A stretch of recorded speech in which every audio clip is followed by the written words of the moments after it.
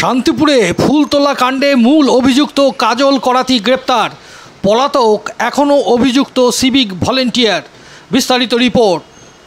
ফুলতোলা নিয়ে হেনস্থা এবং পরবর্তী আত্মহত্যার ঘটনায় চাঞ্চল্য ছড়ানো শান্তিপুরের নৃসিংহপুর এলাকায় অবশেষে গ্রেপ্তার হলেন মূল অভিযুক্ত কাজল করাতি।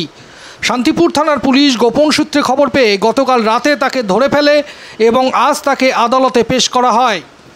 গতকালই জাতীয় মহিলা কমিশনের সদস্যা অর্চনা মজুমদার মৃতার পরিবারের সাথে দেখা করেন এবং পুলিশি রিপোর্ট তলব করেছিলেন। ঘটনার সূত্রপাত হরিপুর অঞ্চলের নৃসিংহপুর মধ্য কলোনিতে। মৃতা সরস্বতীদের পরিবারের অভিযোগ অনুযায়ী 3 জনের বিরুদ্ধে শান্তিপুর থানায় লিখিত অভিযোগ দায়ের করা হয়েছিল। এর মধ্যে প্রথমেই পুলিশ গ্রেপ্তার করে অসীম করাতি নামে এক অভিযুক্তকে।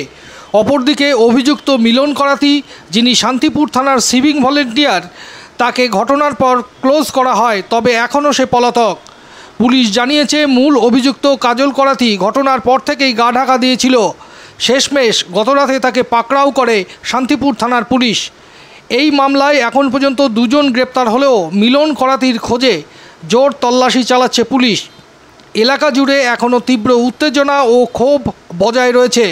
স্থানীয়দের দাবি দ্রুত সব দোষীদের শাস্তির আওতায় আনা হোক। ব্যুরো রিপোর্ট, বাংলার প্রতিনিধি।